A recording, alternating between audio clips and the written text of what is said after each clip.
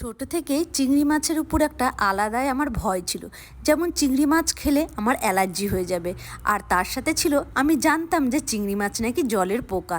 এই দুটো আতঙ্ক ছিল, একদমই আমি চিংড়ি মাছটাকে খেতাম না।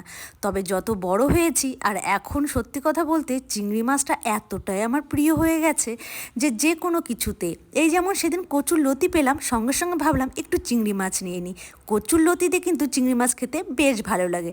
তার সাথে কাঁঠাল চিংড়ি, কচু দিয়ে চিংড়ি, মানে লাউ দিয়ে চিংড়ি, কত কিছুই না এখন ভালো লাগে। লাউয়ের ডগা দিয়ে চিংড়ি, এখন চিংড়ি মাছটা খেতে শিখে এত ভালো লাগে। আর দিন যত যাচ্ছে, আগে যেগুলো ভালোবাসতাম না, এখন সেগুলোর প্রতি যেন আলাদাই একটা টান হচ্ছে, জানি না কেন।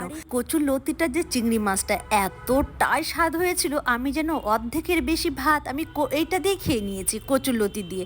মানে একদম সিম্পলভাবে করেছি, শুধু রসুন থেতিয়ে দিয়েছে আর আদা জিরা, ব্যাস, আর কিচ্ছু না কিন্তু।